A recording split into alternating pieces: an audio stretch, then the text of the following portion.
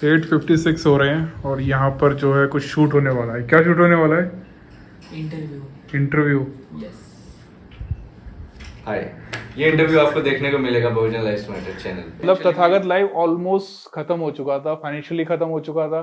हमने जितनी भी मेहनत की थी पिछले 2-3 साल में बिल्कुल जीरो हो चुकी थी, कुछ बचा नहीं था। और ऐसी परिस्थिति हो गई थी कि पुलिस जो है डेली मेरे घर चक्कर लगाती थी, मुझे गिरफ्तार करने के लिए और मेरी वाइफ को गिरफ्तार करने के लिए। और हमें ऐसा लगने लगा था कि अब पकड़े मतलब धर लिए जाएंगे। और उसका हम मतलब क्या साबित करें, किसको बताएं कि भाई हम सही हैं। जय भीम एवरीवन। आज की खास मुलाकात में हमारे साथ हैं अंजुल बमरौलिया, जो एक व्लॉगर हैं, यूट्यूबर हैं और साथ में ई कॉमर्स वेबसाइट चलाते हैं अमेजोन की तरह, जहां पे काफ़ी सारे प्रोडक्ट्स जो हैं वो सेल करते हैं। जो बाबा साहब के वॉल्यूम का सेट है उसकी भी ये होम डिलीवरी करते हैं। तो गाँव के दूर दराज के इलाके में जो है कई बार ऐसा होता है कोरियर से जो है वो चीज़ें नहीं जा पाती हैं। तो मैंने देखा है इनके व्लॉग्स में कि वो गाड़ी से भी जो है भेजने जा रहे हैं। और अंजुल जो है वो मेरे बहुत ज़्यादा पसंदीदा जो है व्लॉगर हैं और मैं इनके व्लॉग जो है 4 साल पहले से देख रहा हूँ। Welcome to Bahujan lives matter. धन्यवाद, यहाँ आपने बुलाया। मैं जानना चाहता हूँ कि आपने जो है अपना चैनल कैसे शुरू किया, क्या इंस्पिरेशन आया? एक्चुअली जब मैंने चैनल स्टार्ट किया था तो मैं ग्वालियर में शिफ्ट हुआ था और उसका कारण ये था कि मेरी मदर एक्सपायर हुई थी और मेरे पिताजी जो है वो अकेले रह गए थे। तो मैं जो भी बिजनेस कर रहा था वो छोड़कर मुझे ग्वालियर शिफ्ट होना पड़ा। और ग्वालियर एक ऐसी जगह है जहाँ बहुत जातिवाद है अभी भी, मतलब कि इतना ज़्यादा जातिवाद है कि लोग जो है अगर आपका नाम जानते होंगे तो आपको घर किराए से नहीं देंगे। जैसे कि कहते हैं कि अभी इस टाइम पे कास्टिज्म नहीं है, जैसे कि हम अर्बन स्पेसेस में देखते हैं, दिल्ली में देखते हैं, लोग बात करते हैं एक तरफ जो है हिंदू की तरफ जो है हिंदू फोल्ड की तरफ धकेलने की कोशिश की जा रही है और कास्ट को डिनाई किया जा रहा है कि कास्टिज्म नहीं। तो मतलब ग्वालियर में कितना भीषण जो है कास्टिज्म उसको। कास्ट सिस्टम वहाँ पे ऐसा है कि अगर आपके पास पैसे हैं तब भी आप कोई घर नहीं खरीद सकते हो। मेरा परिवार में एक फ्लैट लेना चाहते थे एक बिल्डिंग में, और वो बिल्डिंग जो है एक टेंपल के सामने था और वहाँ पर ज़्यादातर जो है ब्राह्मण्स के फ्लैट्स थे। तो जब लोगों को ये पता चला कि मेरे परिवार से भी वहाँ फ्लैट ले रहा है तो सब सारे ब्राह्मण एक हो गए और उन्होंने बोला कि नहीं, ये फ्लैट अगर इनको दिया तो हम छोड़ के चले जाएंगे यहाँ से। तो मतलब पैसे देने के पैसे बाद देने के बावजूद भी जो है आपको घर नहीं दे सकते वो। तो हम वापस आते हैं उस मतलब जर्नी पे कि आपने यूट्यूब चैनल किस तरीके से शुरू किया।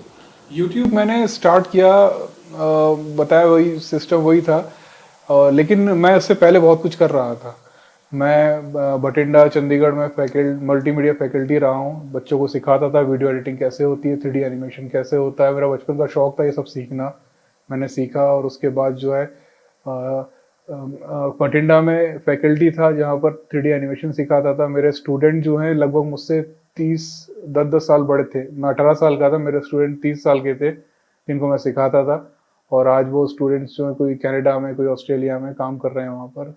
उसके बाद मैं जो है भोपाल शिफ्ट हुआ और फिर भोपाल से ग्वालियर शिफ्ट हुआ क्योंकि मुझे वहाँ पर जाना पड़ा, पिताजी अकेले थे मेरे।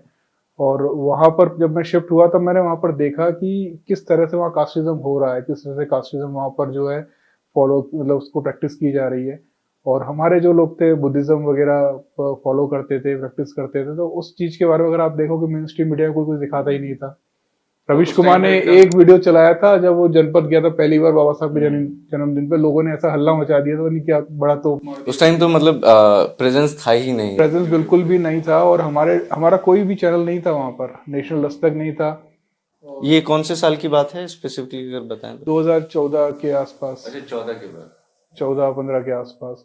तो उस समय कोई चैनल भी नहीं हुआ करता था। एक आध साल जब मैं वहां रहा तो मुझे लगा कि यार कुछ होना चाहिए। यूट्यूब पर मेरा पहला चैनल 2009 में खुला था जिसमें मैं अपने जो 3D एनिमेशन के वर्क थे वो अपलोड करता था जस्ट फॉर फन, मतलब कोई ये इसी चैनल पे तथागत लाइव? नहीं नहीं, इस पे नहीं, वो दूसरा था।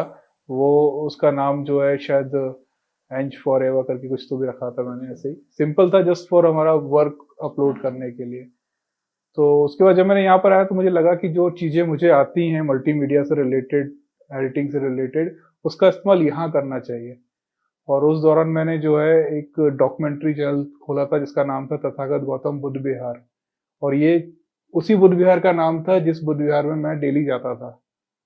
और उसको ही देखकर और वहाँ के लोग जो वहाँ बातें करते थे उसके ऊपर हम लोग डॉक्यूमेंट्री शूट करते थे, वहाँ के लोगों के साथ बात करते थे कि बुद्धिज्म क्या है, अम्बेडकरवाद कैसे आया, काशीराम साहब ने कैसे काम किया, और ये सब शूट कर रहा था। उसी दौरान फिर मुझे लगा कि यार ये जो हम जो शूट कर रहे हैं ना, ये हमारे बच्चों तक नहीं जा रहा। मतलब आप सोच रहे हो, भाषण जो है वो बच्चे नहीं सुनते, कुछ इंटरेस्टिंग करना पड़ेगा।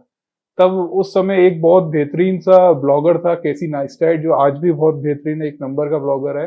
वो कहानी बहुत अच्छे से बताता था, उसकी कहानियां इतनी ज्यादा इमर्स थी कि हम उसमें खो जाते थे, उसकी पूरी लाइफ स्टाइल को जानने में लग जाते थे। तो मैं सोचा ये स्टाइल और अम्बेडकरवाद का जो वीडियो शूट है, इनको मिक्स किया जाए। अच्छा। वहां से शुरुआत हुई ब्लॉगिंग की, और अभी जो यहाँ तक आ चुके हैं। तो कौन से ईयर में आपने डिसाइड किया कि मैं सब। ये सब स्टार्ट होते होते 2017 के आसपास हो चुका था। तो 2017 में आपने शुरू किया और 2018 में आपने जो है कुछ ब्लॉग्स जो है 2 अप्रैल पे भी डाले हैं। तो वो 2 अप्रैल वाला जो भारत बंद था वो आपने काफी अच्छे से देखा, उसको नोटिस भी किया, ग्वालियर में जो घटनाएं हुई, और आप उन परिवार वालों से भी मिले जो शहीद हो गए। तो उसके बारे में अगर आप अच्छे से जो है ब्रीफली बता सकें। एक्चुअली हो क्या रहा था कि उस समय तक मैं काफी सारे वीडियोस अपलोड कर चुका था, और उस समय थोड़ा सा नया नया क्रेज भी आया था वहां पर लोगों का, कि वो लोग यूट्यूब देखने लगे थे। और ये समझो 2 अप्रैल के कुछ दिन पहले, शायद 28 मार्च के आसपास, 2-3 दिन पहले की बात होगी, कि हम लोग जो है ना बहुत सारा कुछ शूट कर रहे थे लोगों के पास जा जाके, कि 2 अप्रैल को कुछ अच्छा सा प्रोग्राम करना है। क्योंकि 2-3 दिन पहले ही कॉल हुआ था कि 2 अप्रैल पे हमें भारत बंद करना है। और उस अच्छा, दौरान ये कॉल किसने दिया था? ये कॉल जो है सोशल मीडिया के थ्रू सब जगह फैल गया था। नहीं, कोई बेसिकली कोई नहीं था उसके पीछे, क्योंकि मैं जानता हूँ ना कि उस रात क्या हो रहा था, 2 अप्रैल की एक दिन पहले क्या हो रहा था। और उस दौरान के मेरे पास बहुत सारे वीडियो शूट किए मैंने, बहुत सारे प्रोफेसर जिनके मैंने जाके शूट किए, जो ये बोल रहे थे कि हाँ 2 अप्रैल को सफल बनाएंगे, हम भारत बंद करेंगे। सब बोल रहे थे लाइन से। जब 2 अप्रैल शुरू होता है, मैं अपना कैमरा लेके बाहर निकलता हूँ, मुझे पता नहीं था कि क्या हो रहा है बाहर। जब मैं बाहर निकला तो बहुत से पुलिस वाले जो है रोक रहे थे, लोगों को जाने नहीं दे रहे थे। जब तक भी मुझे कुछ नहीं पता था, और मैं काफी दूर तक जाकर शूट वूट कर जब मैं लौट रहा था, तब कुछ लोगों के फोन आए मेरे पास कि भैया हमारे घर के पास एक बच्चे को गोली मार दी है, एक लड़के को गोली मार दी गई है। और वो गोली किसने मारी है, कि वहां का जो दबंग नेता था, जो फेमस भी हुआ था उस समय, राजा चौहान, उसने, ऐसा लोगों ने बोला मुझे। और उसके बाद जो है पास में एक और बार शूट हुआ, वहां पे एक और लड़का मारा गया। तो ये सब जब घटना हुई, और ये समझ लो कि मेरे घर से मुश्किल से 300-400 मीटर की दूरी पे ये घटना हुई, और पुलिस वालों ने बहुत ज्यादा एकदम से पूरा बंद कर दिया था, और सब लोगों को भगा दिया था। हम लोग जब घर पर भी आए तो हमें गोलियों की आवाजें आती थी वहां से। जो वहां का एक बहुत फेमस जगह थी, 60 फुट रोड, जो बहुजनों का इलाका है, जहां पर मेरा ऑफिस भी है। पूरा इलाका जो है वो पूरा बहुजनों से जुड़ा हुआ है, मतलब पूरे दलित ही रहते हैं वहां पे, सारे अम्बेडकरवादी रहते हैं वहां पर। लोग वहां तक घुस आए थे बंदूकों लेके उनको मारने के लिए। और उसके बाद जो मज्जर था वहां का, तो वो बहुत ही खतरनाक था। और उसके बाद कम से कम 6-7 दिन तक तो वहां पर शांति छा गई थी, लोग आने नहीं दे रहे थे उस इलाके में। लेकिन फिर भी मैं गया वहां पर, और कुछ और चैनल थे, एनडीटीवी, बीबीसी, ये सब भी पहुंचे थे वहां पर। और जब वहां पे हम लोगों को पता चला कि एक लड़का था जो अपने ही दुकान के पास खड़ा हुआ था, और वहां से विरोध करने के लिए सब जोश तो आ ही जाता है, बच्चे थे, थोड़े से आगे गए, वहां से सामने से फायरिंग हुई, उसको गोली लगी, वो वही मर गया ऑन द स्पॉट।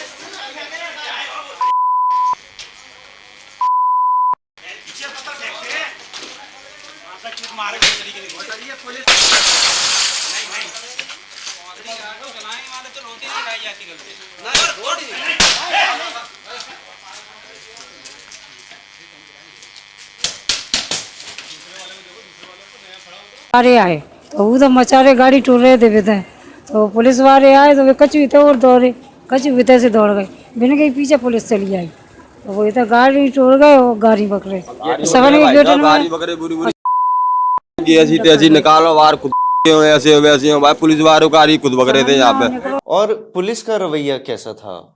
पुलिस का रवैया जो है बहुत इतना अच्छा नहीं था वहां पर।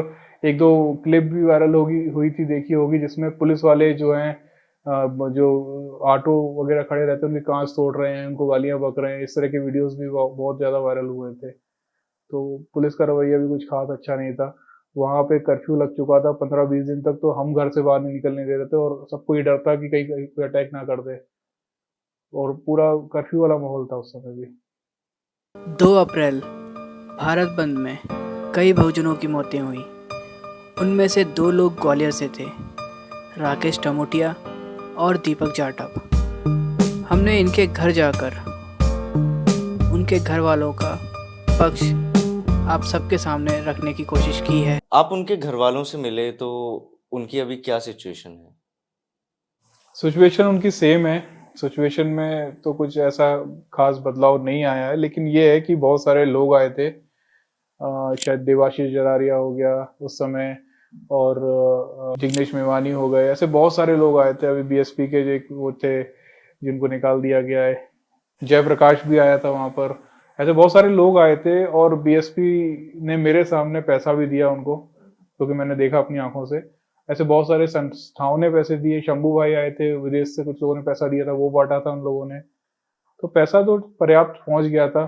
मेरे परिवार से भी कुछ फंड वगैरह दिए गए थे, और भी मतलब आसपास जितने लोग थे काफी पैसा पहुंच गया उनके पास। लेकिन परिस्थिति वैसी सुधरी नहीं जैसे सुधर जानी चाहिए। उसकी बहन की शादी पर गया था मैं, तब मैं उसको एक संविधान का गिफ्ट करके आया था। तब भी परिस्थिति तो वैसी दिख रही थी, लेकिन ये था कि पैसा उनको ठीक ठाक मिल गया था, लेकिन पैसे से जो मौतें हुई हैं वो जस्टिफाई नहीं होती हैं और ना कंप्लीट होती हैं उनसे। आपने देवाशीष का जिक्र किया, तो देवाशीष ग्वालियर के ही हैं? देवाशीष मेरे घर के पीछे रहता है। हाँ। तो अभी जो है वो बीएसपी में ज्वाइन हुए हैं, तो उनसे कुछ बातचीत हुआ है ऐसा? देवाशीष से मेरी लास्ट टाइम बात हुई थी किसी मैटर पर, कुछ दिन पहले ही हुई थी, लेकिन मुझे पता नहीं था कि बीएसपी ज्वाइन कर रहा है वो। तो आपके लिए काफी शॉकिंग होगा। शॉकिंग तो था और नहीं भी था। राजनीति है, यहाँ कोई भरोसा नहीं होता कब कौन दोस्त बन जाता है, कब कौन दुश्मन बन जाता है। ये डिपेंड करता है कि उसको क्या पसंद है, क्या नहीं पसंद है। जैसे कि आपने काफी सारे बड़े बड़े लोगों के भी इंटरव्यू लिए, देवाशीष के और जयप्रकाश हो गए, और बहन जी की भी रैली कवर की चंद्रशेखर के साथ। तो आपके इतने पॉलिटिकल कनेक्शंस कैसे इतने जल्दी बिल्ड होते गए? ये ऐसा कोई कनेक्शन तो किसी से बिल्ड नहीं हुआ, लेकिन ये था कि जब शुरुआत में हम लोगों ने अपना चैनल स्टार्ट किया था, जब किसी चैनल होते ही नहीं थे, और चंद्रशेखर भाई से मुलाकात ऐसी हुई कि वो ग्वालियर आए थे, वहीं उनसे मुलाकात हुई पहली बार। उसके बाद उनसे दोस्ती बढ़ती चली गई। बहन जी को मैंने इतने पास से देखा था, जबकि वो वहाँ पे कोई कैमरामैन किसी को अलाउड ही नहीं था। वो भी मैंने ब्लॉग मैं चला गया, लेकिन मैंने सारे ही ब्लॉग देखे। मैं मतलब लोग बोलते थे यार वहां मत जाना, वो बहन जी हैं, वो जाने नहीं देंगी। मैं बोलता ट्राई तो करो। तो मैं ऐसे ट्राई करते करते वो जो उनकी कमांडो वाली टीम थी, वो उनने मुझे जाने दिया। मैं वहां जाके शूट किया आराम से। थोड़ी और कोशिश करता तो सकता है बहन जी से भी मिल लेता। चंद्रशेखर भाई को लेके आपका क्या ओपिनियन है? मतलब चंद्रशेखर भाई लोग बोलते हैं यार नेता है, लेकिन वो मेरा भाई है। जब मैं मुसीबत में फंसा था तो सबसे मतलब समझ लो बंदा सो रहा था, मैंने फोन लगाया कि हाँ भाई मुसीबत में हो, उसने तुरंत जो है अपने आस जो जिले की टीम थी उसको फोन लगाया। 15 मिनट में सारे लोग मेरे घर पे थे। जब की बात 2 साल हो गए जब ये सब समस्याएं स्टार्ट हुई थी। मुझे इस पे भी बात करनी थी कि क्या समस्याएं हुई जिसकी वजह से आपका चैनल जो है काफी स्लो हो गया। आपने देखा होगा कि बंद हो गया। लगभग 1 साल से मैंने कुछ खास वीडियो डाले नहीं थे। हुआ ये था कि एक व्यक्ति था श्रीवास्तव, वो उसने कुछ ऐसी हरकतें की जिस वजह से उसके ऊपर एसटीएससी एक्ट लगवा दिया था। अब वो ये चाहता था कि वो एसटीएससी एक्ट जो है हम वापस ले लें, और उसके चलते उसने हमारे ऊपर बहुत सारे फर्जी केस डलवा दिए, मेरे ऊपर, मेरी वाइफ के ऊपर, और सारे के सारे नॉन वेल्यूबल ऑफेंस में मुझे डाल दिया गया। और ऐसी परिस्थिति हो गई थी कि पुलिस जो है डेली मेरे घर चक्कर लगाती थी, मुझे गिरफ्तार करने के लिए और मेरी वाइफ को गिरफ्तार करने के लिए। और हमें ऐसा लगने लगा था कि अब पकड़े मतलब धर लिए जाएंगे, और उसका हम मतलब क्या साबित करें, किसको बताएं कि भाई हम सही हैं। मतलब लड़की छेड़ने तक का आरोप लगा दिया गया मेरे ऊपर। जो लड़कियों से बात करने से भी 4 बार सोचता है यार बात करनी भी चाहिए, भले वो बहन हो। लेकिन जब मैं हाई कोर्ट गया सारी चीजों को लेकर, हाई कोर्ट ने वहां टिप्पणी की कि जितने भी इनके ऊपर केस लगाए गए हैं ये फर्जी लगते हैं, और इसलिए उसके ऊपर स्टे दे दिया गया, और आज तक वो स्टे हटा नहीं है।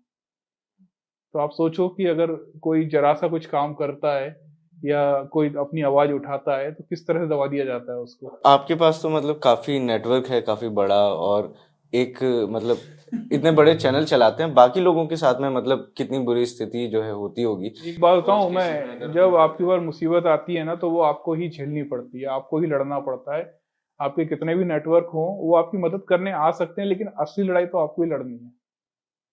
समझ रहे हो? अगर केस जो है कोर्ट में चला गया है तो वो आप ही को लड़ना है, उसमें कोई भी कुछ नहीं कर सकता। तो वो मजबूती मतलब आपके अंदर ही। बहुत मजबूती डेवलप हुई इस दौरान मेरे ऊपर।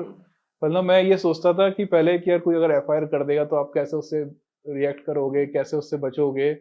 लेकिन ये पिछले 1-1.5 साल से इतनी एफआईआर हुई मेरे ऊपर, मेरी वाइफ के ऊपर, मेरे परिवार के ऊपर, इतने कोर्ट कचहरी, इतना ज्यादा परेशान हो गया था मैं क्या बताऊं। मतलब तथागत लाइव ऑलमोस्ट खत्म हो चुका था, फाइनेंशियली खत्म हो चुका था। हमने जितनी भी मेहनत की थी पिछले 2-3 साल में बिल्कुल जीरो हो चुकी थी, कुछ बचा नहीं था।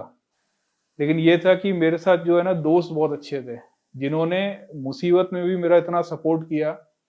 और तथागत लाइव जो ई कॉमर्स वेबसाइट जैसा आपने बताया, उसका पूरा जो पूरा पता है कि पूरा सिस्टम चलता है। प्रोडक्ट सेल होते हैं, उनकी पैकिंग होती है, उनको आगे डिस्पैच किया जाता है। तो ये सब जो है मैं देख भी नहीं रहा था, लेकिन सब चल रहा था और ये चलता रहा। इसलिए आज तथागत लाइव जो है अभी भी सही सलामत चल रहा है, अच्छी खासी सर्विसेज दे रहा है। इसके पीछे जो मेरे दोस्त लोग थे, वो लोगों के कारण मैं बच पाया। वरना मुझे लगता है अगर मैं अकेला होता तो बंद कि बहुजनों का एक अमेजोन है, बहुजनों का एक फ्लिपकार्ट है, तथागत लाइव। तो मेरा ये अनुरोध भी रहेगा लोगों से कि अगर किसी को कुछ मंगाना है तो ये आइडिया कैसे आया? मतलब आप खुद सोचो यार, अमेजोन और फ्लिपकार्ट से आप कैसे टक्कर ले सकते ऐसी कोई स्पॉन्सरशिप नहीं है, क्लियर कर दो। हो? नहीं, लेकिन आप टक्कर कैसे ले सकते हो, आप कैसे सोच सकते हो? मुझे ये हिम्मत जो है काशीराम साहब से आई। जब कांग्रेस और बीजेपी जैसी दो मजबूत पार्टियां थी, उसके बाद भी बीएसपी तीसरे नंबर पर पहुंच गई, क्योंकि मजबूत फाइनेंशियली भी हर तरीके से। अब ये सोचो कि जो लोग हैं, जो प्रोडक्ट बनाने वाले हैं, भले दूसरों की फैक्ट्री में काम करते हैं, लेकिन हैं हमारे लोग, खरीदने वाले भी हमारे ही लोग हैं। अगर ये सब जो है हमारे लोग बनाने लग जाएं और वही बेचने लग जाएं, मतलब ये सपना है। सपना कैसे पूरा होगा वो पता नहीं, कोशिश कर रहा हूँ। अगर बनाने वाले भी हमारे वेबसाइट पर आ जाएं, खरीदने वाले हमारी वेबसाइट पे आ जाएं, तो अमेजोन फ्लिपकार्ट को खतरा हो जाएगा, अगर सही लेवल पर काम कर लिया जाए तो। तो आपने तथागत लाइव जो है शुरू तो किया, लेकिन किस तरीके से ग्रो किया और किस तरीके से स्टेब्लिश किया? ई कॉमर्स वेबसाइट बोल रहे हो? एक्चुअली शुरुआत ऐसे हुई कि अगर आपको पता हो, ताइवान से ना बुद्धिज्म की बहुत सारी किताबें फ्री में आती हैं। ऐसे आती हैं जैसे आप अगर 4-5 मंगाना चाहो तो आ जाती हैं आपके पास। लेकिन मैंने वहाँ पे रेफरेंस दिया कि मेरा चैनल है, मैं बुद्धिज्म को प्रमोट करता हूँ। तो मैंने जितनी भी मंगाई, मतलब मैंने बोला कि 200 भेज दो तो 200 आ जाती थी, 300 भेज दो 300 आ जाती थी, 4-4 कार्ड डब्बा भर के आ रहे हैं। मतलब जिनको नहीं पता है मैं बता देता हूँ कि ताइवान से जो है बुक्स आती थी, और जिस तरीके से अभी अमेजोन भेजता है या फिर तथागत लाइव भेजता है, तो ये पहले जो है ताइवान से आती थी, फिर ये दूसरे लोगों को भेजते थे। और शायद यूट्यूब पे कुछ कमेंट वगैरह करना होता था, तो मैंने भी कमेंट किया एक बार, तो मेरे को भी एक बुक मिली। हाँ, मैं एक्चुअली उन बुक्स को है ना फ्री में डिस्ट्रीब्यूट करता था, कुरियर चार्ज भी नहीं लेता था मैं।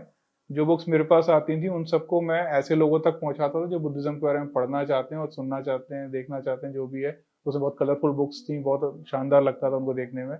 तो जब मैंने बुक्स डिस्ट्रीब्यूट करना स्टार्ट कर दी ना, तो कई लोगों ने ये बोला कि हमको जो है बुद्धा एंड धम्मा किताब चाहिए, बाबा साहब के वॉल्यूम चाहिए, या और भी किताबें वो चाहिए। तो उस दौरान मैंने ये सोचा कि एक वेबसाइट क्रिएट की जाए। मैं वेबसाइट, मतलब मुझे आता था बनाना, मैं बहुत पहले से ये सब काम कर रहा हूँ। बताया था मैंने अभी कि जब मैं 15 साल का था, 15-16 साल का था, तभी मैंने एक पहली वेबसाइट बनाई थी अपनी। तो मैंने एक वेबसाइट को क्रिएट किया और उस वेबसाइट से ना बुक्स भेजना स्टार्ट किया, और वो इतना गजब का रिस्पॉन्स मिला मुझे कि मुझे लगता है कि शायद पहली वेबसाइट होगी या एक आध और वेबसाइट रही होंगी। तो वो वेबसाइट से लोग कनेक्ट हो गए। मतलब कई बार ऐसा होता था, हमने गलती से एक प्रोडक्ट लिस्ट किया और हमने उसको बेचना स्टार्ट नहीं किया, वो बिक गया, डाला बिक गया।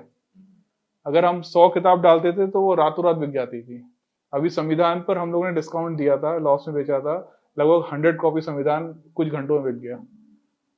तो ये शुरुआत हुई थी फ्री डिस्ट्रीब्यूशन से, लोगों तक बुक पहुंचाने की। और क्या होता था कि जैसे अगर आप कुछ सारी किताबें, अगर आप कोई प्रोग्राम हो रहा है बाबा साहब का या कुछ आंदोलन हो रहा है, वहीं पर आपको वो सारी किताबें मिलती थी और कहीं नहीं मिलेंगी आपको। लेकिन वो सारी किताबें हमने अपनी वेबसाइट पे अवेलेबल कराई। और खास बात क्या है पता है, हम जितने भी पब्लिशर हैं पूरे इंडिया में, जो बहुजन पब्लिशर हैं, उनको कनेक्ट करते हैं। उनकी लिखी हुई या उनकी छपी छपाई हुई किताबों को हम लोग लोगों तक पहुंचाते हैं। और ये सब ऐसे स्टार्ट हुआ। और साथ ही साथ हम लोग अब है ना, जो लोग शूज बना रहे हैं, अगरबत्ती बना रहे हैं और मसाले बना रहे हैं, इन लोगों को भी कनेक्ट कर रहे हैं। और कोशिश ये कर रहे हैं कि इसको एक ई-कॉमर्स, एक ऐसी वेबसाइट बनाई जाए जहां पर बहुजनों के द्वारा बनाया गया, और अब बहुजन ज्यादा है तो वही खरीदेगी ज्यादा। तो एक बहुजनों का बिजनेस प्लेटफॉर्म। तो बात करने के लिए बहुत बहुत शुक्रिया। हम जो है नागलोक में बैठे हुए हैं, नागपुर में एक इवेंट चल रहा था, तो अभी जो है वहां पे कवाली शुरू हो गई, उसका काफी ज्यादा शोर आ रहा है नीचे, और बुला भी रहे हैं हमको, तो हमको जो है यहाँ पे खत्म करना पड़ेगा। तो बहुत बहुत शुक्रिया समय देने के लिए। और मेरा नाम मनीष है, कैमरे के पीछे हैं हितेश और मुकेश मोहन, और लाइट की व्यवस्था भी जो है मुकेश मोहन ने की थी। तो धन्यवाद एंड तक बने रहने के लिए। जय भीम।